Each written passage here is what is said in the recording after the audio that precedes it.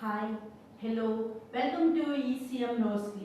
క్రీస్తునందు ప్రియమైనటువంటి మీ అందరికీ మన ప్రభువును రక్షకుడు అయినటువంటి యేసుక్రీస్తు వారి నామంలో వందనములు. బాగున్నారు కదండి? నేను మీ సిస్టర్ రోస్లీని.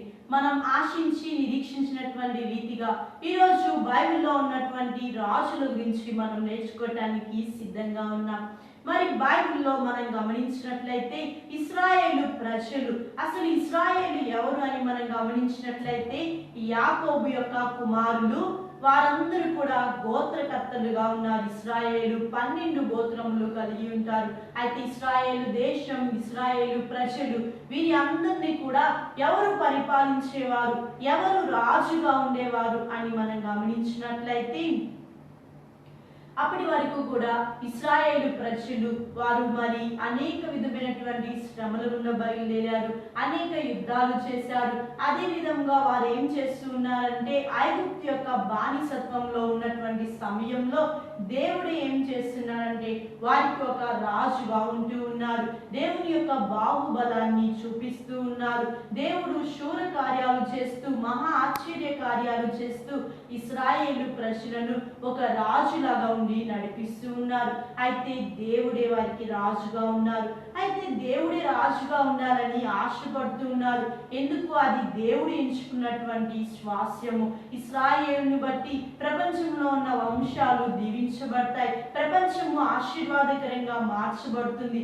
అయితే ఈ యొక్క ఇశ్రాయేలీల మీద ఇటువంటి స్వాస్యము, దేవుడు ఎన్నుకున్నటువంటి స్వాస్యమైన ఇశ్రాయేలు ప్రజలు దేవుని ప్రజలుగా ఉన్నారు.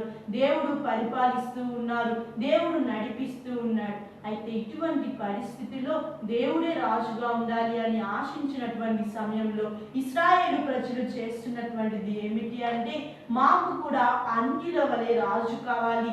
అన్య దేశాలను ఏ విధంగా అయితే ఒక రాజు ఉండి పరిపాలిస్తున్నాడు, అదే విధంగా మాకు ఒక మనిషిగా ఉన్నటువంటి వ్యక్తి రాజు కావాలి. ఆ రాజు సమస్తము కూడా చూసుకుంటాడు. ఆ రాజే మమ్మల్ని పరిపాలన చేస్తాడు, మాకు కావలసినవి సమకూరుస్తాడు అని చెప్పి ఇశ్రాయేలు ప్రజలు ఏం చేస్తున్నారంటే రాజు కావాలి అని అడుగుతూ ఉన్నారు. అయితే ఆ కాలంలో ప్రవక్తగా ఎవరున్నారంటే సమూయేలు ప్రవక్తగా ఉన్నారు. ఏమైనా చెప్పాలి అన్న దేవుడు ఇశ్రాయేలు ప్రజలకు ఏమైనా తెలియచేయాలి అంటే ప్రవక్త అయిన సమూయేలు ద్వారా తెలియజేస్తూ ఉండేవారు. అయితే ఇటువంటి సిచ్యువేషన్ లో ఇశ్రాయేలు ప్రజలు మొదటి సమూయేలు గ్రంథము 8వ అధ్యాయము 20వ వచనంలో ఏం చేస్తున్నారంటే సమూయేలును మాకు కూడా రాజు కావాలి అని చెప్పి అడుగుతూ ఉంటారు. అయితే అడిగినప్పటికీ సమూయేలు ఏమని చెప్తారంటే, ఈ లోకంలో రాజు మిమ్మల్ని బాధపరుస్తారు, దేవుడే మీకు రాజుగా ఉన్నారు కదా అని చెప్పి సమూయేలు ఏం చేస్తాడంటే దేవుడే మీకు అధికారి, దేవుడే రాజుగా ఉన్నాడు కదా, మరొక రాజు మీకు ఎందుకని చెప్పి తెలియజేస్తూ ఉంటారు. అయితే తెలియజేసినప్పటికీ కూడా వీరు మాకు ఖచ్చితంగా రాజు కావాలి అని చాలా వాళ్ళు అడుగుతూ ఉంటారు. కాబట్టి దేవుడు కూడా ఏం చేస్తాడంటే ఒక రాజును ఇశ్రాయేలు ప్రజల మీద అధికారిగా నియమిస్తాడు, ఒక రాజుగా ఒక వ్యక్తిని నియమిస్తాడు. అయితే ఆ మొట్టమొదటి రాజు ఎవరు అని మనం గమనించినట్లయితే మనం ఇంకెందుకు ఆలస్యం, ఈ యొక్క రాజు మొట్టమొదటి ఇశ్రాయేలు రాజు గురించి ఈరోజు మనం నేర్చుకుంటున్నాం. అయితే ఈ మొదటి రాజు ఎవరు ఇశ్రాయేలును పరిపాలించింది అంటే సౌలు ఇశ్రాయేలు యొక్క మొట్టమొదటి రాజుగా కనిపిస్తూ ఉన్నాడు. అయితే సౌలు 11వ సెంచరీ లేకపోతే 11వ శతాబ్దంలో రాజుగా పరిపాలన చేస్తూ ఉన్నాడు. ఇశ్రాయేల్ యొక్క మొట్టమొదటి రాజు సౌలు. అయితే సౌలు అనేటువంటి పేరుకు అర్థం ఏమిటి అని గమనించినట్లయితే సౌల్ అనేటువంటి పేరుకి అర్థము అడగబడినవాడు అనేటువంటి అర్థము వస్తుంది. అయితే ఎవరి చేత అడగబడ్డాడు అంటే ఇశ్రాయేలు ప్రజల చేత అడగబడ్డాడు, దేవుని చేత అడగబడినటువంటి వాడిగా కూడా మనం చూస్తూ ఉంటాం. సౌలు యొక్క తండ్రి ఎవరు అంటే కీషు అనేటువంటి వ్యక్తి సౌలు యొక్క తండ్రి. సౌలు బెన్యామీను గోత్రికుడు, బెన్యామీను గోత్రానికి చెందినటువంటి వాడు సౌలు. అయితే సౌలు యొక్క స్వరూపం ఏ విధంగా ఉంటుందో మనం చూద్దాం. మొదటి సమూయేలు గ్రంథం 9వ అధ్యాయము 2వ వచనం మనం గమనించినట్లయితే సౌలు బహు సౌందర్యం కలిగినటువంటి వాడు, యవనస్తుడు.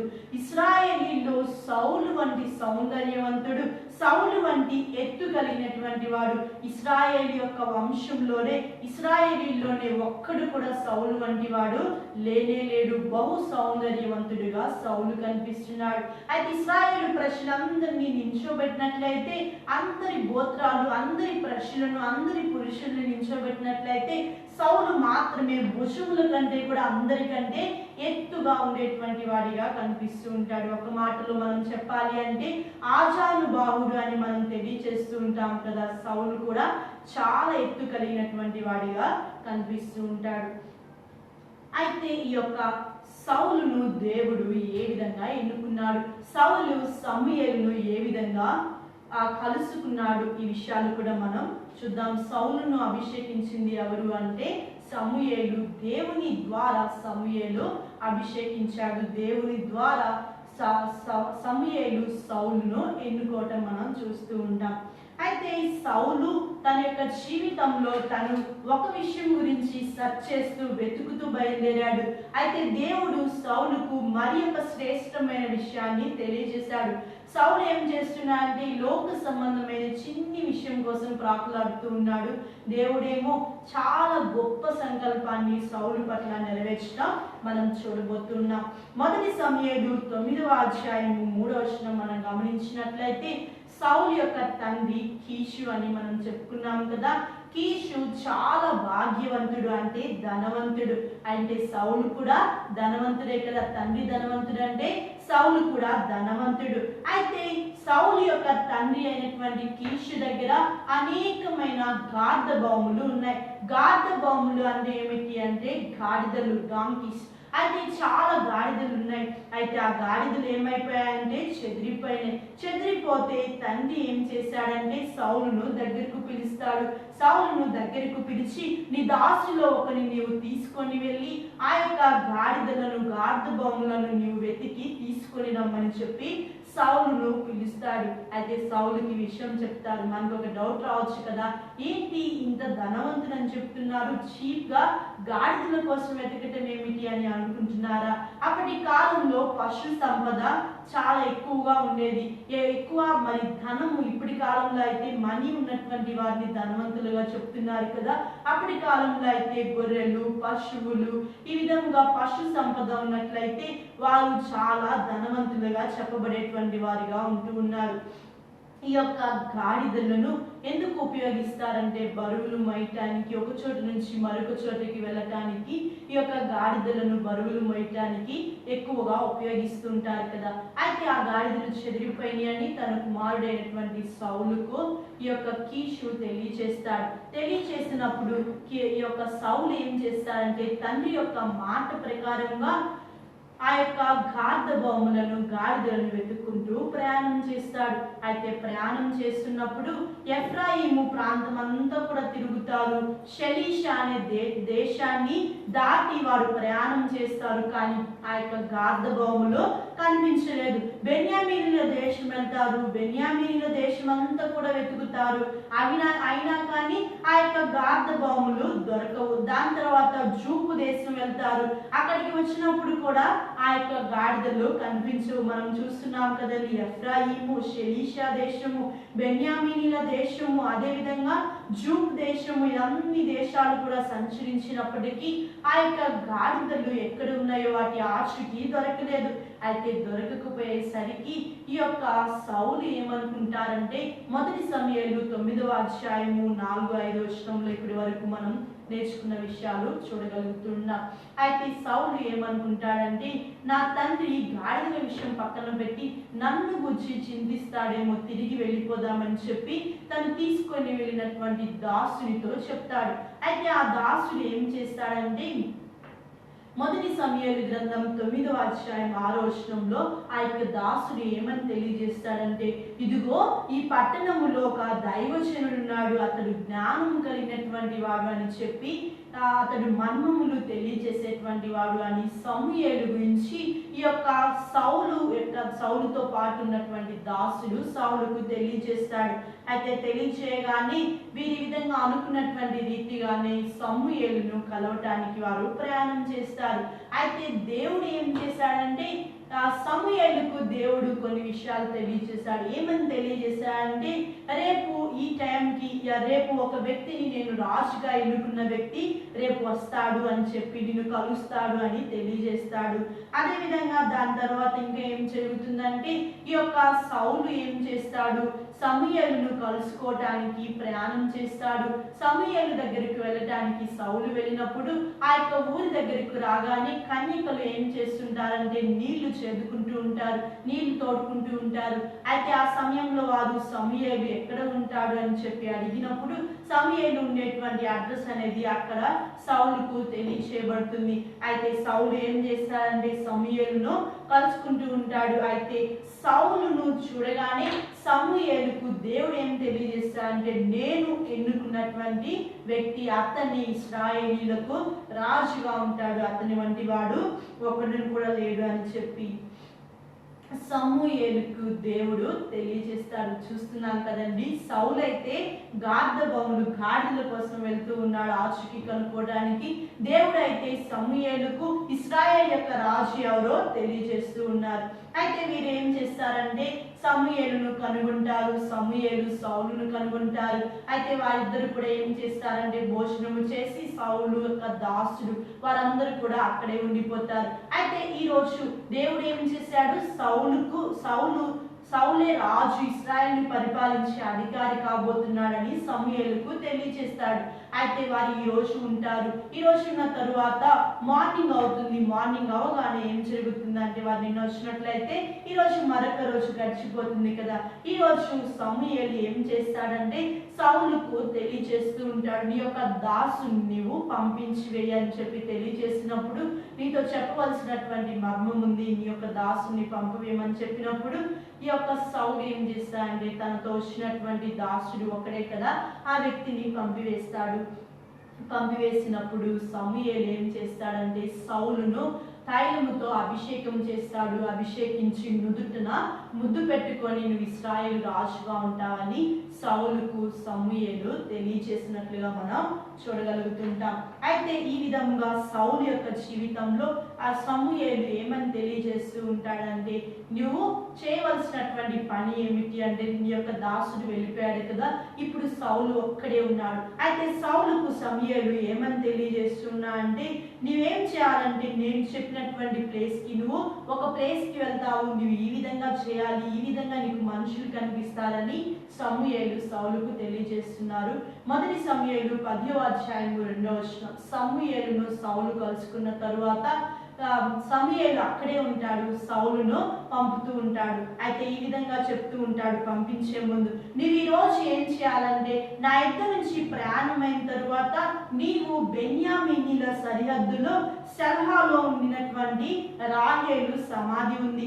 అయితే రాహేలు సమాధి దగ్గరికి నీవు వెళ్తూ ఉన్నటువంటి సమయంలో రాహేలు సమాధి దగ్గర ఇద్దరు మనుషులు నీకు కనిపిస్తారు. అయితే ఆ ఇద్దరు మనుషులు ఏం చేస్తారంటే నీ యొక్క క్షేమ సమాచారం తెలుసుకుంటారు.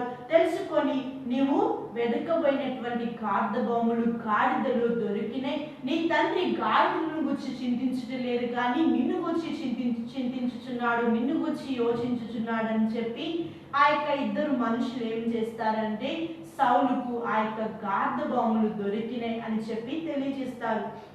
అయితే సౌలు ఇంకా కూడా ప్రయాణం చేస్తూ ఉండాలి. అయితే తరువాత నీవు అక్కడి నుంచి వెళ్ళిపోయిన తరువాత ఈ విషయం ఎవరు చెప్తున్నారు, సమూయేలు.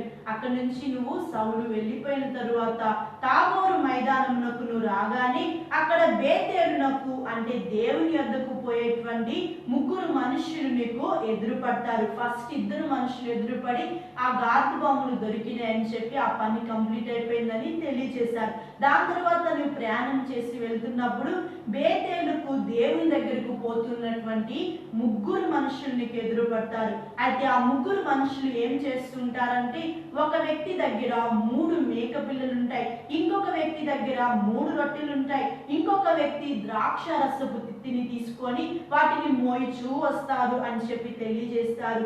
అయితే మోయిచూ వచ్చినటువంటి ఆ ముగ్గురు వ్యక్తులు ఏం చేస్తారంటే, వారు నీ దగ్గరికి వచ్చి, అంటే సౌలు దగ్గరికి వచ్చి కుశల ప్రశ్నలు అడుగుతారంటే, యోగక్షేమాల గురించి అంటాం కదా, ఎలా ఉన్నారని చెప్పి మనం అడుగుతుంటాం కదా, అదే విధంగా కుశల సమాచారము అడుగుతారు. అయితే అడిగి వారు ఏం చేస్తారంటే, వారి దగ్గర 3 రొట్టెలు ఉన్నాయి కదా, అయితే 2 రొట్టెలు నీకు ఇస్తారు, నీవు ఆ 2 రొట్టెలు వారి చేత నీవు తీసుకోవాలి అని చెప్పి సమూయేలు సౌలుకు మొదటి సమూయేలు గ్రంథం 10వ అధ్యాయము 2వ వచనం నుంచి 4వ వచనం వరకు కూడా ఈ విధంగా జరుగుతుంది అని సమూయేలు సౌలుకు తెలియజేస్తారు. ఆ తరువాత ఏం జరుగుతుందంటే, అక్కడితో జర్నీ అయిపోలేదు, ఇంకా కొనసాగుతుంది. ఆ తరువాత 2 రొట్టెలు తీసుకొని వారి చేత తీసుకున్న తరువాత నువ్వు ఇలా ప్రయాణం చేస్తూ వెళ్ళినప్పుడు ఫిలిష్తీయుల దండువారు ఉండేటువంటి ప్లేస్ కి చేరుతావు. అక్కడ దేవుని కొండకు నువ్వు వెళ్తావు. నీవు దేవుని కొండకు వెళ్ళగానే అక్కడ ఊరి దగ్గరికి నువ్వు వెళ్ళగానే అక్కడ ఏం జరుగుతుందంటే, స్వరమండలము, తంబుర, సన్నాయి, సితార వాయించువారు వెనుక ఉన్నత స్థలమునకు వెళ్ళేటువంటి ప్రవక్తల సమూహం అనేది నీకు కనబడుతుంది. వారు ప్రకటన చేయొచ్చు వచ్చేదరు అని తెలియజేస్తూ ఉంటారు. అర్థమవుతుంది కదండి. ఇప్పుడు ఎవరు కనిపిస్తున్నారంటే, దేవుని కొండకు చేరేటువంటి సమయానికి అక్కడ ప్రవక్తల గుంపు అనేటువంటిది కనిపిస్తారు. వారి ముందు సన్నాయి, తంబుర, స్వరమండలం, సితార వాయించేటువంటి వారు ముందుంటారు. వారి వెనుక ప్రవక్తల యొక్క సమూహము లేకపోతే ప్రవక్తలు గుంపుగా ఉంటారు అని తెలియజేస్తారు. వాళ్ళు ఏం చేస్తుంటారంటే, ప్రకటన చేయొచ్చు వచ్చేదరు అని తెలియజేస్తూ ఉంటారు. అయితే అక్కడ నీకేం జరుగుతుందంటే, క్రొత్త మనస్సు వస్తుంది, నీ యొక్క మనస్సు మారిపోతుంది, దేవుని యొక్క ఆత్మ నీ మీదకి దిగుతుంది. వారితో కలిసి నీవు ప్రకటన చేస్తూ ఉండగానే నీ మనస్సు మారిపోతుంది అని మొదటి సమూయేలు గ్రంథం 10వ అధ్యాయము 5-6 వచనాల్లో తెలియచేయటం జరుగుతుంది. ఈ విషయాలు సమూయేలు సౌలుకు తెలియజేస్తారు. అయితే దాని తర్వాత సమూయేలు సౌలుకు చెప్పినటువంటి అతి ప్రాముఖ్యమైన మాట ఏమిటి అంటే, నీకు క్రొత్త మనసు వస్తుంది. క్రొత్త మనసు వచ్చినప్పుడు నువ్వు వారితో ప్రకటన చేయించుండగా ప్రవక్తలతో నీకు క్రొత్త మనసు వస్తుంది కదా. అయితే ఆ క్రొత్త మనసు వచ్చినప్పుడు నీవేం చేయాలంటే, దేవుడు నీకు తోడుగా ఉంటాడు కనుక నీకు సూచనలు సంభవించిన తరువాత, అంటే ఈ ప్రవక్తలు కనిపించడం, ఆ రొట్టెలు 2 రొట్టెలు ఇవ్వటం, ఇవన్నీ సూచనలు నీకు కనిపించిన తరువాత నీ మనసుకు ఏది మంచిగా అనిపిస్తే దాన్ని, నీ మనసుకు మంచిగా తోచిన దాన్ని నీవు చెయ్యి అని చెప్పి సౌలుకు సమూయేలు తెలియజేస్తున్నారు. అర్థమవుతుంది కదండి. నూతనమైన మనస్సు, క్రొత్త మనసు వచ్చిన తరువాత నీ మనసుకు ఏం తోస్తే అది చేయమని తెలియజేస్తూ ఉంటారు. అయితే ఈ విధంగా నువ్వు నాకంటే ముందుగా గిల్గాలుకు వెళ్ళాలి, నువ్వు దహన బలులు అవన్నీ అర్పించేటప్పుడు నేను నీ వద్దకి వచ్చి కలుసుకుంటాను అని సమూయేలు తెలియజేస్తాడు. అయితే సమూయేలు ప్రవక్త కదా, దహన బలులు అవన్నీ కూడా సమూయేలు అర్పించేటువంటి వాడిగా ఉన్నాడు. అయితే నేను బలులు అర్పించేటువంటి సమయానికి నీ దగ్గరికి వస్తాను. అయితే అప్పుడు నేను నీ దగ్గరికి వచ్చినప్పుడు నీవేం చేయాలో నేను నీకు తెలియజేస్తాను. 7 దినముల పాటు నీవు అచ్చటనే ఉండాలి, అంటే ఆ ప్రవక్తలు ఉన్నటువంటి అక్కడే 7 దినాలు నీవు ఉండాలి అని చెప్పి సమూయేలు సౌలుకు తెలియజేస్తాడు. ఈ విషయం మొదటి సమూయేలు గ్రంథం 10వ అధ్యాయము 8వ వచనంలో కనిపిస్తుంది. ఆ తరువాత సౌలు ఏం చేస్తాడంటే, సమూయేలు యొద్ద నుంచి వెళ్ళిపోవడానికి తిరుగుతాడు, అంటే వెళ్ళిపోవడానికి ప్రయాణం సాగిస్తాడు. అయితే అతడు వెళ్తూ ఉండగానే దేవుడు ఏం చేస్తాడంటే, సౌలుకు నూతనమైనటువంటి క్రొత్త మనస్సును అనుగ్రహిస్తాడు. అయితే ఆ దినమే ఈ సూచనలన్నీ కూడా కనిపిస్తాయి. వెళ్తూ ఉండగా ఆ యొక్క గార్ధబొమ్మల సమాచారం, అదేవిధంగా ఆ రొట్టెలు మోసేటువంటి వారు ఆ 3 మనుషులు వస్తారు. ఆ 2 రొట్టెలు తను తీసుకుంటాడు. దాని తర్వాత కొంచెం దూరం ప్రయాణం చేయగానే ఈ యొక్క ప్రవక్తల సమూహము, ఈ సూచనలన్నీ కూడా ఆ ఒక్క రోజులోనే సౌలుకు కనిపిస్తాయి. సమూయేలు చెప్పిన సూచనలన్నీ కూడా. అయితే ఈ విధంగా జరిగింది కదండి. దాని తర్వాత ఏమైందంటే ఈ యొక్క సౌలు విషయమై ఒక సామెత అనేది పుట్టింది. అది పుట్టడానికి కారణం ఏమిటో మనం చూద్దాం. అయితే ఈ విధంగా ఆ సూచనలు జరిగినాయి. వారు ఆ కొండ దగ్గరికి వెళ్ళారంటే దేవుని కొండ కదా. అయితే ఆ కొండ దగ్గరికి వచ్చినప్పుడు ప్రవక్తల సమూహము సమూయేలుకు ఎదురుపడింది. అయితే దేవుని ఆత్మ ఏమైందంటే సౌలుకు మరి ఆ కొండ దగ్గరికి వెళ్ళినప్పుడు ప్రవక్తల సమూహం కనిపించింది సౌలు ప్రయాణం చేసినప్పుడు. అయితే సౌలు మీద దేవుని యొక్క ఆత్మ నింపబడింది. అయితే బలముగా సౌలు మీదకు దేవుని యొక్క ఆత్మ వచ్చింది. అయితే సౌలు ఏం చేస్తున్నాడంటే ఆ ప్రవక్తలతో కలిసి ప్రకటన చేస్తూ ఉన్నాడు. అయితే ఈ విధంగా ప్రకటన చేయటాన్ని బట్టి ప్రవక్తలతో కలిసి 7 దినాలు తను ప్రకటించడం ప్రారంభించాడు. కాబట్టి అప్పుడు చాలా మంది ఏమనుకున్నారంటే ఇతడు కీషు కుమారుడు కాదా, బెన్యామీను గోత్రికుడు కాదా, ఇతడు సౌలు కాదా అని చెప్పి సౌలు గురించి ఆ సమూహంలో సౌలు కూడా ఉండటాన్ని బట్టి వారు చూసి ఇతడు ప్రవక్తలతో పాటు ప్రకటన చేయుచున్నాడే, సౌలును ప్రవక్తలలో ఉన్నాడా అనేటువంటి ఒక సామెత అనేది పుట్టుకొని వచ్చింది. సౌలును ప్రవక్తలలో ఉన్నాడా అనేటువంటి ఒక సామెత పుట్టుకు రావడానికి కారణం ఏమిటి అంటే ఆ యొక్క ప్రవక్తల సమూహంలో సౌలు కూడా ప్రకటన చేస్తున్నాడు. ఈ విషయాన్ని 1 సమూయేలు గ్రంథం 10వ అధ్యాయము 11 నుంచి 13 వచనాల వరకు కూడా ఈ విషయాలన్నింటినీ మనం గమనిస్తూ ఉంటాం. అయితే 1 సమూయేలు 10వ అధ్యాయము 17 వచనంలో మనం చూసినట్లయితే ఈ విషయం అంతా జరిగిన తరువాత సౌలు ఏం చేస్తాడంటే తిరిగి ఇంటికి వెళ్ళిపోతాడు. ఈ ప్రవక్తలతో ప్రకటన చేయటం అంతా అయిపోయిన తర్వాత ఈ యొక్క సౌలు ఇంటికి వెళ్ళిపోతే పినతండ్రి సౌలు యొక్క పినతండ్రి అంటే బాబాయిగా మనం చెప్పుకుంటాం కదా. అయితే పినతండ్రి ఏం చేస్తాడంటే సమూయేలును కలిసావా, ఏం జరిగింది అని చెప్పి అన్ని విషయాలు సమూయేలు నీతో ఏం చెప్పాడని చెప్పి అడిగినప్పుడు ఈ యొక్క సౌలు కేవలం ఆ యొక్క గాడిదల సమాచారం మాత్రమే సమాచారం తెలియజేసిన విషయమే చెప్తాడు. కానీ ఈ విధంగా అభిషేకించిన సంగతులు కానీ లేకపోతే ప్రవక్తలతో కలిసి ఉన్న సంగతి కానీ వీటి వేటిని కూడా తన యొక్క పిన తండ్రికి తెలియచేయాడు. ఆ తర్వాత ఏం జరుగుతుంది అని మనం గమనించినట్లయితే 1 సమూయేలు గ్రంథం 10వ అధ్యాయం 17వ వచనంలో సమూయేలు ఏం చేస్తాడంటే మిస్పాకు యెహోవా యొద్దకు జనులందరినీ పిలువనంపిస్తాడు. అయితే సమూయేలు మిస్పాకు యెహోవా యొద్దకు మిస్పాకులో దేవుని యొద్దకు ఏం చేస్తాడంటే ఇశ్రాయేలు ప్రజలందరినీ రమ్మని చెప్పి పిలుస్తూ ఉంటాడు. ఎందుకు పిలవడానికి కారణం ఏమిటి అంటే పిలిచి జనులతో ఏం చెప్తున్నాడో మనం చూద్దాం.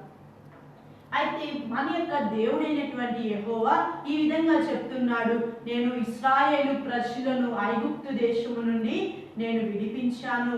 అయితే ఐగుప్తీయుల నుంచి బాధల్లో నుంచి ఈ యొక్క ఇశ్రాయేలు ప్రజలను ఇశ్రాయేలు వంశాలన్నిటిని కూడా నేను విడిపించాను అని తెలియజేస్తూ అయినప్పటికీ కూడా మీరు మీ దుర్దశలన్నిటినీ ఉపద్రవములన్నిటినీ పోగొట్టి మీకేం చేశాను, మీ యొక్క దుర్దశలో అంటే మీ హీన దశలో మీరున్నప్పుడు, మీరు ఉపద్రవంలో కష్టాల్లో బాధల్లో మీరున్నప్పుడు వాటన్నిటిని నేను పోగొట్టి మీకు రక్షణ కలుగజేశాను. అయితే మీ దేవుణ్ణి మీరిప్పుడు విసర్జించి ఉన్నారు అనేటువంటి విషయాన్ని దేవుడు చెప్తున్నారు. సమూయేలు చెప్తూ ఉన్నాడు, దేవుడు ఈ విధంగా తెలియజేస్తున్నాడని ఇశ్రాయేలు ప్రజలకు చెప్తూ ఉన్నారు. అయితే దేవుడు చేసిన కార్యాలు చాలా అద్భుతకరంగా ఉన్నాయి. మీరు హీన దశలో ఉన్నప్పుడు, కష్టాల్లో ఉన్నప్పుడు, బానిసలుగా ఉన్నప్పుడు ఇటువంటి పరిస్థితిలో నుంచి మిమ్మల్ని నేను విడిపించాను. అయినప్పటికీ మీరేం చేస్తున్నారంటే నన్ను విసర్జిస్తున్నారంటే ఎవరిని? దేవుణ్ణి విసర్జించి మా మీద ఒక వ్యక్తిని రాజుగా నియమించమని మీరు ఆయన్ని అడిగి ఉన్నారు. కాబట్టి మీరు ఆయన అడిగినప్పటికీ ఇప్పుడు మీ గోత్రముల చొప్పున మీ కుటుంబాల చొప్పున మీరు నించోండి అని చెప్పి ఈ యొక్క సమూయేలు ఇశ్రాయేలు ప్రజలకు తెలియచేస్తారు కదా. అప్పటి వరకు కూడా దేవుడే రాజుగా ఉండాలి అని ఆశపడ్డారు, దేవుడే రాజుగా కాపాడుతూ వచ్చారు.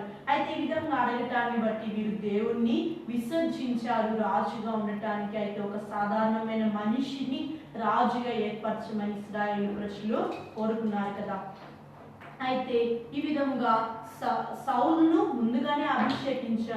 అభిషేకించిన తరువాత మరలా ఇశ్రాయేలు ప్రజల్లో ఇశ్రాయేలు గోత్రాల చొప్పున కుటుంబాల చొప్పున నించోమని సమూయేలు తెలియజేస్తాడు. అయితే సమూయేలు తెలియజేసినప్పుడు ఇశ్రాయేలు గోత్రాలన్నీ వరుసగా నించోబెట్టినప్పుడు ఏం జరుగుతుందంటే బెన్యామీను గోత్రం అనేది ఏర్పాటు చేయబడుతుంది. రాజుని ఎన్నుకోవటంలో కూడా దేవుని యొక్క ఏర్పాటు అనేది కనిపిస్తుంది.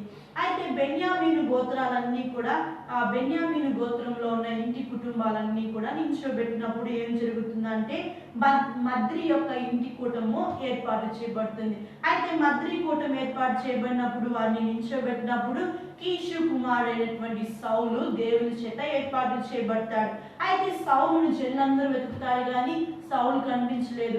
అయితే మొదటి సమయాలు 10వ అధ్యాయము 20-21 వచనంలో ఈ విషయం చూస్తాం. అయితే సౌలు ఏర్పాటు చేయబడ్డాడు కదా దేవుని చేత, సౌలు కనపడకుండా పోయాడు. అయితే సౌలు కనపడకపోయేసరికి వారు ఏం చేశారంటే దేవుని యొద్ద విచారణ చేశారు. సౌలు ఎక్కడున్నారని తెలియజేయమని దేవుని యొద్ద విచారణ చేసినప్పుడు దేవుడు ఏం చేశాడంటే సౌలు సామానుల్లో దాగి ఉన్నాడని చెప్పి తెలియజేస్తారు. అయితే ఈ విధంగా తెలియజేసినప్పుడు వారు ఏం చేస్తారంటే పరిగెత్తుకుంటూ వెళ్ళి సౌలును తీసుకొని అక్కడ ఆ సమూహం దగ్గరకు తీసుకొని వస్తాడు. అయితే ఆ సౌలు నించోబెట్టినప్పుడు ఆ చుట్టూన్న ప్రజలు ఇశ్రాయేలు ప్రజలు కొన్ని లక్షల మంది ఉన్నారు కదా, ఆ ప్రజలందరి మధ్యలో సౌలు చాలా ప్రత్యేకముగా అతని వంటి వాడు ఒక్కరు కూడా కనిపించకుండా అంత ప్రత్యేకముగా భుజములకు మించి అందరికంటే కూడా ఎత్తుగా ఉన్నటువంటి వాడిగా సౌలు కనిపిస్తుంటాడు. భుజము మొదలుకొని పైకి ఇతరుల కంటే ఎత్తుగా ఉన్నటువంటి వాడిగా కనిపిస్తాడు. ఈ విషయాన్ని మొదటి సమూయేలు గ్రంథం 10వ అధ్యాయము 22 వచనం 23 వచనంలో మనం చూస్తూ ఉంటాం. ఆ తర్వాత మనం గమనించినట్లయితే అక్కడ ఉన్నటువంటి ప్రజలందరూ ఏం చేస్తున్నారంటే ఈ యొక్క సౌలు యొక్క రూపము లేకపోతే సౌలు ఏర్పాటు చేయబడటం ఈ విషయాలన్నీ చూసి అక్కడ ప్రజలు ఏం చేస్తారంటే పెద్దగా అరుస్తూ రాజు చిరంజీవి అగునుగాక అని చెప్పి పెద్దగా ఆర్తనాదాలు చేస్తూ పెద్దగా కేకలు వేస్తూ సంతోషిస్తున్నటువంటి వారిగా ఉంటారు. అయితే అప్పటికి మరి రాజ్యాన్ని ఏ విధంగా పరిపాలించాలి అని ఆ యొక్క రాజ్య పరిపాలన పద్ధతి ఇంకా తెలియదు కదా, ఎందుకంటే ఇప్పటి వరకు ఏ రాజు కూడా ఇశ్రాయేలును పరిపాలించలేదు. అయితే మొట్టమొదటిగా ఏం జరుగుతుందంటే సమూయేలు ఏం చేస్తున్నాడంటే రాజ్య పరిపాలన పద్ధతి ఏ విధంగా ఉండాలో జనులకు వినిపిస్తూ ఉన్నాడు. ఒక గ్రంథం రాసి దేవుని సన్నిధిలో ఆ యొక్క గ్రంథాన్ని ఉంచుతున్నారు. అయితే రాజ్య పరిపాలన ఏ విధంగా చేయాలి, పద్ధతి ఏ విధంగా ఉండాలో ప్రజలందరికీ సమూయేలు వినిపిస్తున్నట్లుగా మనం చూస్తూ ఉంటాం. అదేవిధంగా మొదటి సమూయేలు గ్రంథం 10వ అధ్యాయం 26 వచనం మనం చూసినట్లయితే సౌలు ఇంకా ఎన్నుకోబడ్డాడు కదా, సౌలు గిబియాలో ఉన్నటువంటి తన ఇంటికి వెళ్ళిపోతాడు. దేవుని చేత ప్రేరేపించినటువంటి వారు, దేవుని చేత హృదయ ప్రేరేపణ కలిగినటువంటి అనేక మంది శూరులు కూడా ఆ యొక్క సౌలు వెంట వెళ్ళినట్లుగా మనం చూస్తూ ఉంటాం. అయితే దేవుని చేత హృదయ ప్రేరేపణ చేయబడిన వ్యక్తులు కొంతమంది ఉన్నారు. అదే విధంగా సౌలు యొక్క ఎన్నికను సౌలును తిరస్కరించిన ప్రజలు కూడా కొంతమంది ఉన్నారు. మొదటి సమూయేలు గ్రంథం 10వ అధ్యాయం 27 వచనంలో మనం చూసినట్లయితే పనికి మాలిన వారు కొందరున్నారు. అయితే వారు ఏం చేస్తున్నారంటే ఈ వ్యక్తి మమ్మల్ని ఎలా రక్షించగలడు, సౌలు మనల్ని రక్షించలేడని చెప్పి సౌలును నిర్లక్ష్యం చేస్తున్నారు. ఎటువంటి కానుకలు కూడా సౌలుకు అందించకుండా ఉన్నటువంటి వారు ఉన్నారు. అర్థమవుతుంది కదండి, రెండు తెగల ప్రజల్ని మనం చూస్తున్నాం. ఒకరైతే దేవుని చేత హృదయ ప్రేరేపించబడినటువంటి వారు, సౌలుతో పాటు వెళ్ళిన శూరులు ఉన్నారు. మరొక తెగవారు పనికి మాలినటువంటి వారు. వారు ఏం చేస్తున్నారంటే రాజుగా ఎన్నుకున్న వ్యక్తినే తిరస్కరించే, దేవుని చేత ఎన్నిక చేయబడిన వ్యక్తినే తిరస్కరించేటువంటి వారిగా ఉన్నటువంటి వారు మరొక తెగవారు ఇక్కడ కనిపిస్తూ ఉన్నారు. అయితే ఈ విధంగా సౌలు ప్రజలందరిలో దేవుని చేత ఏర్పాటు చేయటం అయిపోయింది. మొదటిగా సమూయేలుతో అభిషేకించబడ్డాడు. కేవలం అప్పుడు సమూయేలు సౌలు మాత్రమే ఉన్నారు. దేవుని ద్వారా సమూయేలు చేత అభిషేకించబడ్డాడు కదా. దాని తర్వాత రెండవదిగా ఇశ్రాయేలు ప్రజలందరిలో ఏర్పాటు చేయబడ్డాడు. అయితే ఇంకా కూడా పట్టాభిషేకము జరగలేదు, కానీ రాజుగా నియమించబడ్డాడు. మొదటి సమూయేలు 11వ అధ్యాయము మొదటి వచనం మనం చూసినట్లయితే అమోనీయుడైనటువంటి నాహాషు మీద యుద్ధము జరుగుతుంది. అయితే అమోనీయుడు అయినటువంటి నాహాషు ఏం చేస్తుంటాడంటే ఈ యొక్క ఇశ్రాయేలు ప్రజల మీదకి యుద్ధానికి వస్తాడు. ఇశ్రాయేలు ప్రజలందరూ కూడా చాలా భయాందోళనకు గురవుతూ ఉంటారు. అయితే అటువంటి పరిస్థితిలో సౌలు మీద దేవుని ఆత్మ కుమ్మరించబడుతుంది. సౌలు దేవుని ఆత్మతో నిండినటువంటి వాడై ఏం చేస్తాడు అంటే యుద్ధము చేస్తాడు, చాలా జ్ఞానయుక్తముగా ప్రవర్తిస్తాడు. అయితే ఆ దినము దేవుడు ఏం చేస్తాడంటే ఇశ్రాయేలు ప్రజలకు రక్షణను కలుగజేస్తాడు. అయితే రక్షణను కలుగజేసినటువంటి తరువాత ఏం జరుగుతుంది అనేటువంటి విషయాన్ని మనం గమనించినట్లయితే ఈ యొక్క సమూయేలు ఏం చేస్తారంటే ఇశ్రాయేలు ప్రజలు రక్షణ దొరికింది కదా, అంటే వారు సేవ్ చేయబడ్డారు, దేవుని చేత రక్షించబడ్డారు. యుద్ధం చేసింది రాజైనా కానీ జయమిచ్చింది దేవుడే కదా. అయితే రక్షించబడినటువంటి తరువాత జరిగినటువంటి విషయం ఏమిటి అంటే ముందు ఉన్నటువంటి పనికి మాలిన వారని చెప్పబడ్డారు కదా. మనం చదువుకున్నాం కదండి, మొదటి సమూయేలు గ్రంథము 10వ అధ్యాయము 26వ వచనంలో మనం చదువుకున్నటువంటి కొంతమంది ఎవరు పనికి మాలిన వారు ఏం చేశారంటే ఈ సౌలు మనల్ని పరిపాలించగలడా అని నిర్లక్ష్యము చేసినటువంటి వారు ఉన్నారు కదా. అయితే ఈ యొక్క సమూయేలు ఏం చేశారంటే ఏరి ఆ ప్రజలు ఎక్కడున్నారు, సౌలు నిర్లక్ష్యం చేసినటువంటి వారిని చంపుదాం, తీసుకొని రండి అని చెప్పి ఏం చేస్తాడంటే సౌలు ముందు అంటాడు. అనగానే సౌలు ఏం చేస్తాడంటే ఈ దినం దేవుడు రక్షణ కలుగజేశాడు కదా, ఈ దినం ఏ మనిషిని కూడా మీరు చంపవద్దు, ఈ దినం దేవుడు ఇశ్రాయేలు ప్రజలకు రక్షణ కలుగజేశారని తప్పు చేసినటువంటి ప్రజలను కూడా, హేళన చేసినటువంటి వారిని కూడా, నిర్లక్ష్యం చేసిన ప్రజలను కూడా క్షమించమని సౌలు ఏం చేశాడంటే సమూయేలును వేడుకున్నాడు. అయితే ఈ విధంగా జరిగినటువంటి తరువాత మొదటి సమూయేలు గ్రంథం 11వ అధ్యాయము 15వ వచనంలో సౌలును రాజుగా పట్టాభిషేకం చేయటం జరుగుతుంది. సమూయేలు ఇప్పుడు రాజయ్యాడు. సమూయేలు 30 ఏళ్ల వాడైనప్పుడు పరిపాలించడం ప్రారంభించాడు. సమూయేలు పరిపాలన యొక్క విధానం మనం గమనించినట్లయితే దేవుని ఆత్మతో నింపబడిన వాడై సౌలు మనం గమనించినట్లయితే సమూయేలు చేత అభిషేకించబడిన సౌలు కదా. అయితే సౌలు యొక్క పరిపాలన ఏ విధంగా జరిగింది అని మనం గమనించినట్లయితే 30 ఏళ్ల వాడైనప్పుడు పరిపాలించడం ప్రారంభించాడు. అయితే ఈ యొక్క సౌలు యొక్క పరిపాలనా కాలం ఎన్ని సంవత్సరాలు అంటే 40 సంవత్సరాలు పరిపాలించాడు. 40 years పరిపాలన చేశాడు. చాలా గొప్ప పరిపాలన. 40 సంవత్సరాలు అంటే ఆషమాషి కాదు కదా. అయితే 40 సంవత్సరాల పరిపాలనలో కేవలం 2 సంవత్సరాలు మాత్రమే దేవుని యొక్క ఆత్మతో నింపబడిన వాడే దేవుని ఇష్ట ప్రకారంగా పరిపాలన చేశాడు.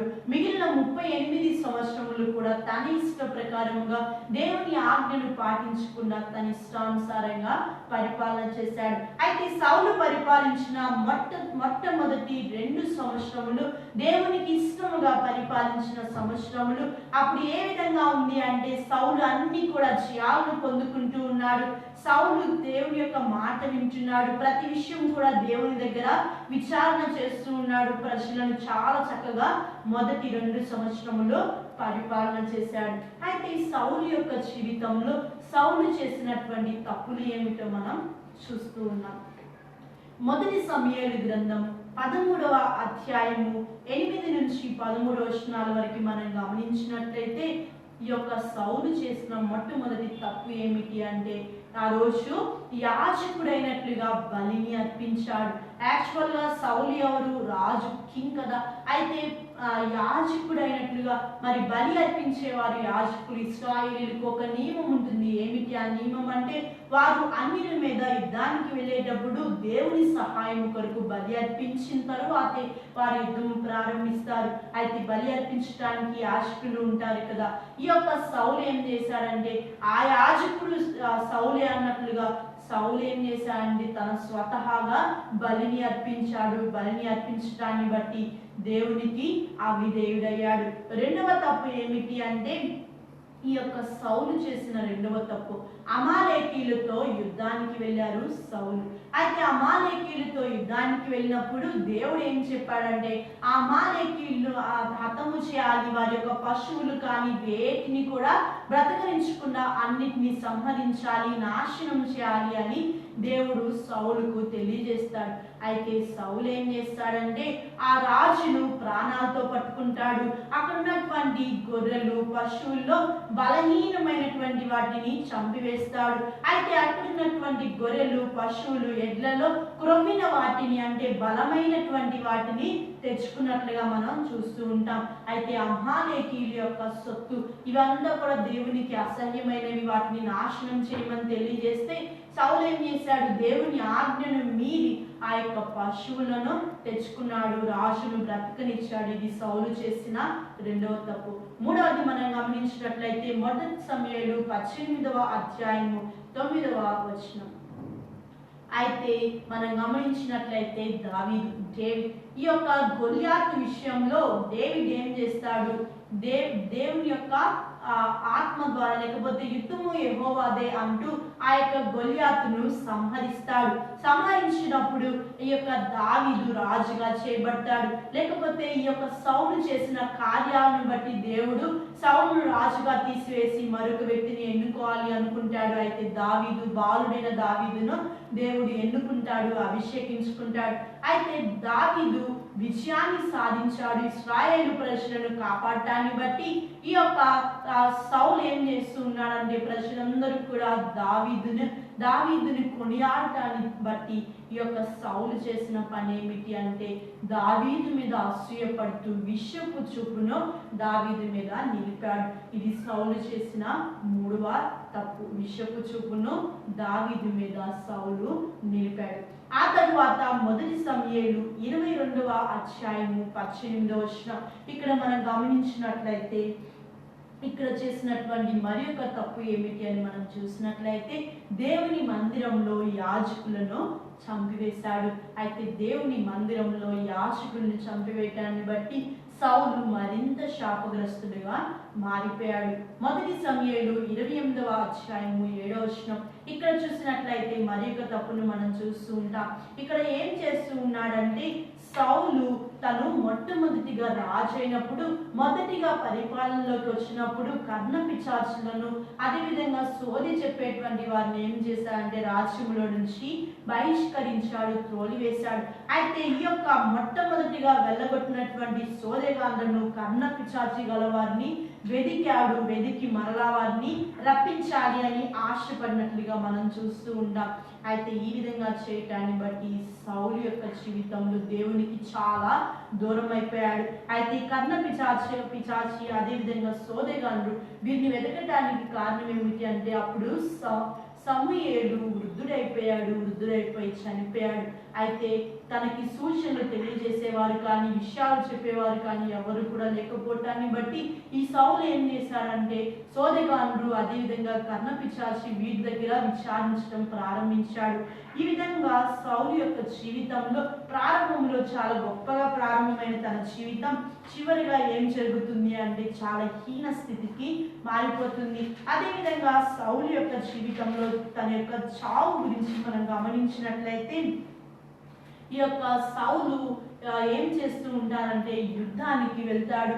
యుద్ధానికి వెళ్ళినప్పుడు ఫిలిస్తీయులతో యుద్ధముకి వెళ్ళినప్పుడు ఆ యొక్క యుద్ధములో అపజయాన్ని పొందుకుంటాడు. అయితే అందరూ చనిపోతారు. అయితే అపజయాన్ని పొందుకున్నటువంటి సౌలు తన యొక్క ముగ్గురు కుమారులను కోల్పోతాడు. కోల్పోయినప్పుడు ఏం చేస్తాడంటే తన యొక్క కత్తితో తనే చనిపోయినట్లుగా మనం చూస్తూ ఉంటాము.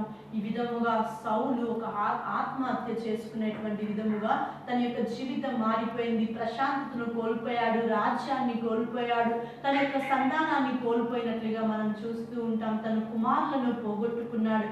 ఈ విధముగా సౌలు యొక్క జీవితం చాలా ఒక గుణపాఠం లాగా మనకి కనిపిస్తుంది కదా. ప్రియమైనటువంటి వారులారా, సౌలు యొక్క జీవితంలో నుంచి మనం నేర్చుకుంటున్నటువంటి ఆత్మీయ పాఠం ఏమిటి అని మనం గమనించినట్లయితే సౌలు యొక్క పరిపాలన కేవలం 2 సంవత్సరాలు మాత్రమే సౌలు దేవుని మాట విన్నాడు.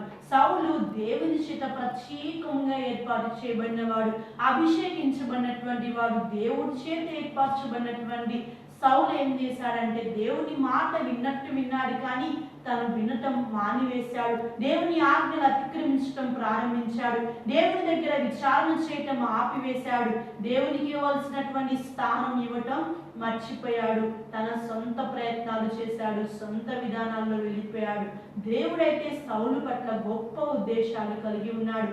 గాడిదల కోసం, తన ఇహలోక సంబంధమైన వాటి కోసం తను తిరుగులాడుతూ తుచ్చమైనటువంటి లేకపోతే చిన్నవి అయినటువంటి ఆ యొక్క గార్ధబొమ్మల కోసం తను వెతుకుతూ ఉంటే దేవుడైతే ఒక రాజుగా తనని అభిషేకించాడు, శ్రేష్టమైన వాడిగా నిలవబెట్టాడు. దేవుని యొక్క ప్రజలు, దేవుని యొక్క స్వాస్థ్యమైనటువంటి ఇశ్రాయేలీయుల మీద సౌలును రాజుగా నియమించుకున్నాడు. అయితే సౌలు అయితే దేవుని ఆజ్ఞను అతిక్రమించాడు.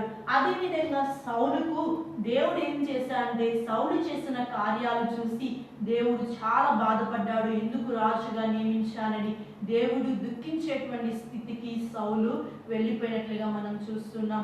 అదేవిధంగా సౌలు యొక్క జీవితం మనం గమనించినట్లయితే 40 సంవత్సరాలు 40 ఇయర్స్ తన యొక్క పరిపాలనలో 40 సంవత్సరంలో పరిపాలనలో 2 సంవత్సరాలే దేవుని మాట విన్నప్పటికీ 38 సంవత్సరములు తన ఇష్ట ప్రకారంగా వెళ్ళాడు. అయితే దేవుడు 38 సంవత్సరాలు కూడా ఏం చేస్తున్నాడంటే సౌలు మారతాడేమో, మరలా తిరిగి మల్లుకుంటాడేమో, దేవుని ఆరాధిస్తాడేమో, దేవుని మాట వింటాడేమో అని చెప్పి 38 సంవత్సరంలో సౌలుకు దేవుడు ఆయుష్ ఇచ్చాడు, సౌలుకు రాజ్యం ఇచ్చాడు. దేవుడు సౌలును హతము చేయలేదు, చంపివేయలేదు. మారతాడేమో అని చెప్పి దేవుడు చాలా అవకాశం ఇస్తూ వచ్చాడు. అయితే అవకాశం ఇచ్చిన సౌలు తన జీవితాన్ని మార్చుకోలేకపోయారు. ప్రియమైనటువంటి వాళ్ళారా, మన యొక్క జీవితాలు మీరు రక్షించబడి ఎన్ని సంవత్సరాలు అవుతుంది? మీరు దేవుని బిడ్డలుగా మార్చబడ్డామని చెప్పి ఎన్ని రోజులు అయిపోతుంది? ఎన్ని సంవత్సరాలు అవుతుంది? ఎన్ని నెలలు దాటిపోతుంది? మీ మీద మొదటి ప్రేమను మీరు విడిచిపెట్టారని నింద ఒకటి మోపవలసి ఉన్నది అని చూస్తూ ఉంటాం బైబిల్ గ్రంథంలో. మొదటి ప్రేమ ఎవరి మీద? మొదటి ప్రేమ దేవుని మీద. మొదటి ప్రేమ మొదట రక్షించబడిన ప్రారంభంలో ప్రతి ఒక్క విశ్వాసి మొట్టమొదటి ప్రేమ దేవుని మీద. ఏం చేస్తుంటాడు? ప్రతి చిన్న విషయానికి దేవుని మీద ఆధారపడ్డారు. ప్రతి విషయంలో దేవాని సహాయాన్ని మా పట్ల చూపించండి, దేవా ఈ విషయం చేయమంటారా వద్దా, దేవా నన్ను బయటికి వెళ్ళమంటారా వద్దా, ఈ కార్యం మీకు ఇష్టమా కాదా, నా జీవితంలో ఇది జరగటం మీ చిత్తమా కాదా, నేను ఈ ఎగ్జామ్కి వెళ్తున్నాను, ఈ ఎగ్జామ్లో మీ చిత్తం ఏమైంది, నేను పలానా పని చేయబోతున్నాను, మీ ఇష్టం ఏమైంది, ఇది చేయటం మీకు ఇష్టమా కాదా అని ప్రారంభంలో రక్షించబడినప్పుడు దేవుని దగ్గర విచారణ చేస్తూ దేవుని మీద మొట్టమొదటి ప్రేమను కలిగినటువంటి ప్రియమైనటువంటి విశ్వాసులారా, ప్రియమైనటువంటి వాళ్ళారా, మొట్టమొదట మనకున్న ప్రేమ రక్షించబడి ఒక 10 సంవత్సరాలు, రక్షించబడి 20 సంవత్సరాలు దాటిపోయి, రక్షించబడి 50 సంవత్సరాలు దాటిపోయిందేమో. ఇప్పటికీ ఆ మొదటి ప్రేమ మీరు కలిగి ఉన్నారా లేదా? ప్రియమైనటువంటి వాళ్ళారా, మొట్టమొదటి ప్రేమ, మొదట దేవుని యందు మీరు కలిగిన విశ్వాసం, మొదట మీకుండిన నిరీక్షణ, మొదట మీకుండినటువంటి త్యాగపూరితమైనటువంటి జీవితం, మొదట మీకుండినటువంటి దేవుని మీద ప్రేమ, వీటిని ఎప్పటికీ కూడా విడిచిపెట్టకూడదు. ఒకవేళ మీరు ఇప్పటికే విడిచిపెట్టి ఉన్నారా? ప్రియమైనటువంటి వాళ్ళారా, సౌలు యొక్క జీవితంలో దేవుడు 38 సంవత్సరాలు ఇచ్చాడు. దేవుడిని విడిచిపెట్టినప్పటికీ 38 సంవత్సరాలు దేవుడు ఎదురు చూశాడు కదా. మన యొక్క జీవితంలో కూడా మనము కూడా దేవుణ్ణి విడిచిపెట్టిన స్థితిలో ఉన్నప్పటికీ ఇప్పటికీ కూడా మనల్ని బ్రతికిస్తూ ఉన్నారేమో, ఇప్పటికీ కోపము చూపించుకున్న మనల్ని మరలా మనం దేవుని దగ్గరికి వెళ్తామేమో, మరలా నా కుమారుడు నా దగ్గరికి వస్తాడేమో, మరలా నా కుమార్తె నా దగ్గరికి వస్తుందేమో అని దేవుడు మీ కొరకు ఎదురు చూస్తూ ఉండవచ్చు.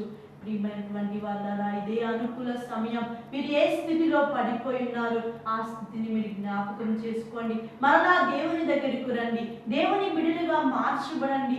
దేవునికి మీరు మొట్టమొదట ఎటువంటి స్థానం ఇచ్చారో ఇప్పుడు కూడా అదే స్థానం ఇవ్వండి. దేవునికి ఇంపార్టెన్స్ ఇవ్వండి. దేవుని యొక్క ఆత్మతో నడిపించబడినటువంటి ఆ మొట్టమొదటి రోజుల్లో ఎట్లా ఉన్నారు రక్షించబడినప్పుడు, ఈ చివరి రోజుల్లో కూడా మీరు అటువంటి విశ్వాసంలోనే కొనసాగాలి అని సౌలు యొక్క జీవితంలో మనం చూస్తూ ఉన్నాం. మనం రక్షించబడకపోతే ఏమవుతుంది, మరలా తిరిగి రాకపోతే ఏమవుతుంది, నా ఇష్ట ప్రకారంగా నేను జీవిస్తే ఏమవుతుంది అని చెప్పి అనుకుంటున్నారా? నా ఇష్ట ప్రకారం అని చెప్పి మనం వెళ్తున్నట్లయితే మన జీవితంలో సమాధానము ఉండనే ఉండదు. ఇప్పుడే గొడ్డలి చెట్టు వేరున ఉంచబడింది. అయితే మన యొక్క జీవితం కూడా అలాగే ఉంది. మనం కూడా ఒక చెట్టు లాగా కనిపిస్తున్నాం. మన దగ్గరే ఇప్పుడే లేకపోతే మన యొక్క మెడ మీదే ఏముంది, గొడ్డలి ఉంది. మనం రక్షించబడి ఇన్ని సంవత్సరాలైంది, ఆత్మీయతలో ఎదగట్లేదు. రక్షించబడి ఇన్ని సంవత్సరాలైంది, ఆత్మీయంగా నడవటం లేదు. రక్షించబడి సంవత్సరాలు దాటిపోతున్నాయి, మొదట ఉండినటువంటి విధానం లేదు. రక్షించబడి ఇన్ని సంవత్సరాలు అవుతుంది, దేవునితో సఖ్యత లేదు. రక్షించబడి ఇన్ని సంవత్సరాలు అవుతుంది, బైబిల్ చదివిన రోజు లేదు. రక్షించబడి ఇన్ని సంవత్సరాలు అవుతుంది, దేవునితో సహవాసం చేస్తూ ప్రార్థించినటువంటి రోజు లేదా? అయితే గొడ్డలి మన మీదే ఉంది, మన తల మీదే గొడ్డలి ఉంచబడింది.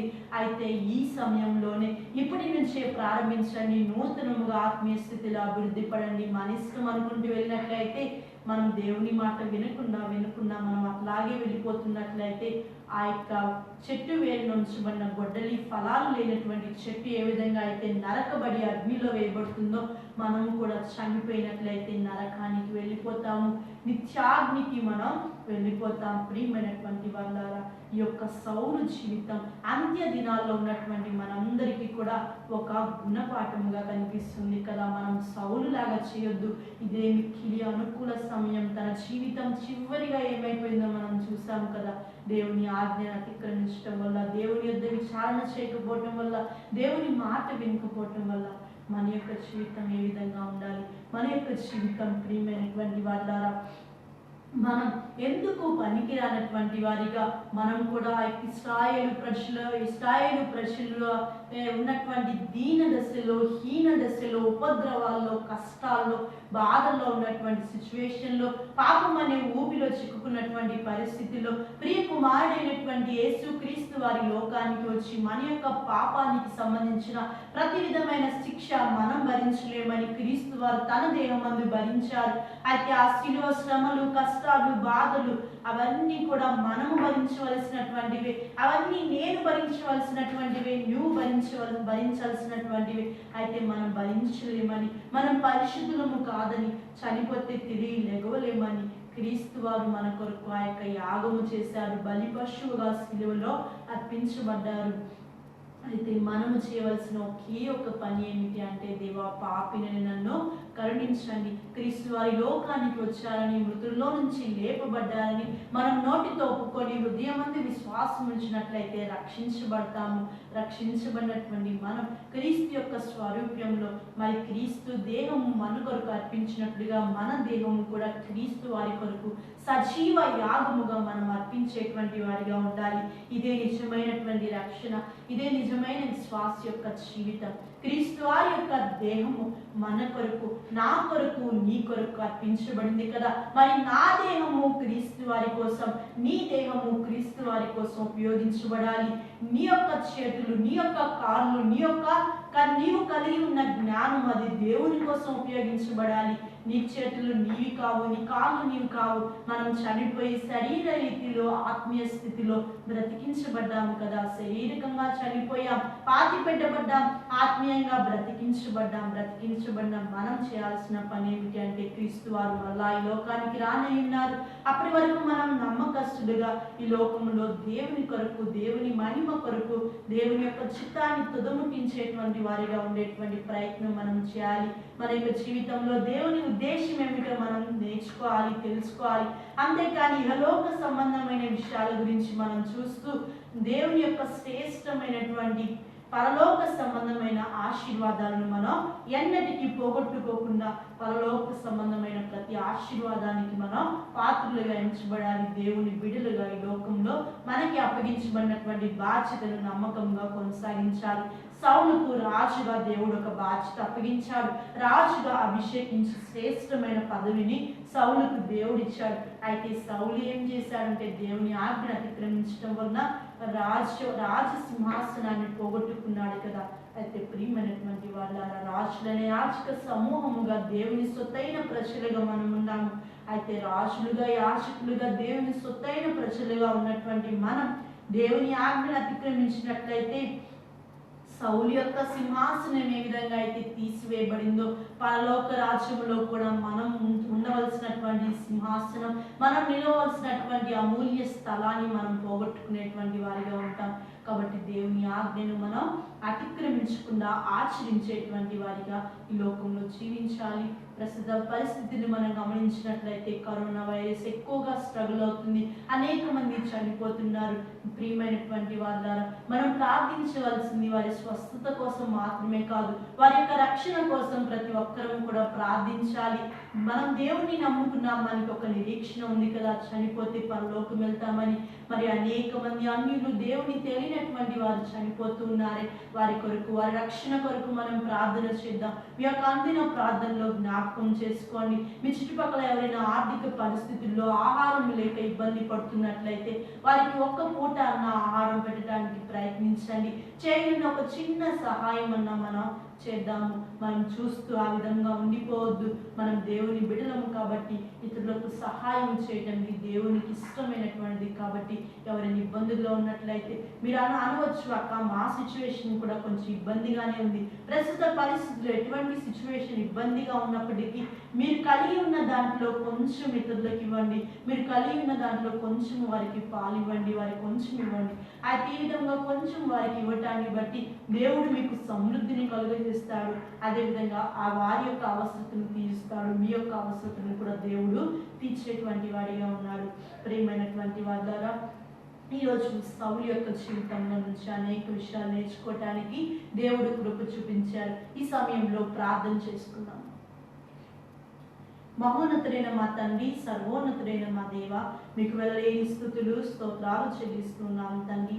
దేవా, ఈ దినము సౌలు యొక్క జీవితంలో నుంచి మీరు మాకు అందించిన గుణపాఠాలను బట్టి మీకు స్తోత్రాలు చెల్లిస్తున్నాం. దేవా, 2 సంవత్సరాలే మీ ఇష్టంగా పరిపాలించాడు, ఎంతో జయాన్ని పొందుకున్నాడు, ఎంతో గొప్పగా పరిపాలన చేశాడు. 38 సంవత్సరాలు తన ఇష్ట ప్రకారంగా పరిపాలించాడు, అపజయాలు పాలయ్యాడు, రాజ్యాన్ని పోగొట్టుకున్నాడు, కుమారులను పోగొట్టుకున్నాడు, తన యొక్క సింహాసనాన్ని పోగొట్టుకున్నాడు. ఎన్నో అపజయాలు ఎదుర్కొన్నట్లుగా చివరికి తన ప్రాణాన్ని కోల్పోయినట్లుగా మేము చూస్తున్నాం. దేవా, మా యొక్క జీవితాల్లో రక్షించమన్నటువంటి మేము తండ్రి మీకు ఇష్టముగా, నమ్మకముగా మీ కొరకు జీవించే భాగ్యాన్ని మా అందరికీ దయచేయండి. ప్రతి బిడ్డను దీవించి ఆశీర్వదించండి. ఈసీఎం రోస్లీ ద్వారా మీరు అందిస్తున్న అమూల్యమైన లెసన్స్ ని బట్టి మీకు వెళ్ళలేని స్తోత్రాలు చెల్లిస్తూ, మొట్టమొదటి రాజైన సౌలు గురించి మేము నేర్చుకోవటానికి సహాయం చేశారు. చివరి వరకు కూడా నమ్మకంగా రాజులందరి గురించి మేము నేర్చుకోవటానికి మీ కృపలో సహాయం చేయండి. ప్రతి బిడ్డను దీవించి ఆశీర్వదించమని, మీ కృపలో నడిపించమని త్వరలో రానైన యేసు క్రీస్తు నామములో ప్రార్థించి అడిగి వేడుకుంటున్నాం తండ్రి, ఆమేన్. ఇప్పటి వరకు వీక్షించిన మీ అందరికీ మన ప్రభువును రక్షకుడైనటువంటి యేసుక్రీస్తు వారి నామంలో వందనములు తెలియజేస్తూ ఉన్నాం. మేము అప్లోడ్ చేసినటువంటి వీడియో కింగ్స్ ఇన్ బైబిల్, మొట్టమొదటి రాజైన సౌలు గురించి మనం నేర్చుకున్నాం. ఈ యొక్క లెసన్ మీకు ఆత్మీయంగా ఉపయోగపడినట్లయితే ఈ యొక్క వీడియోని లైక్ చేయండి. ఇతరులకు ఉపయోగకరంగా ఉండాలి అని మీరు భావించినట్లయితే షేర్ చేయండి. మీకు ఈ లెసన్ ఎంతవరకు ఉపయోగకరంగా ఉందో కామెంట్ రూపంలో మాకు తెలియచేయండి. సబ్స్క్రైబ్ చేసి ఇప్పటి వరకు సపోర్ట్ అందిస్తున్న మీ అందరికీ చాలా థ్యాంక్స్ చెప్తూ ఉన్నాం. అదేవిధంగా మా యొక్క పరిశీలకులకు అనుదినం కూడా మీరు ప్రార్థించండి. ప్రతి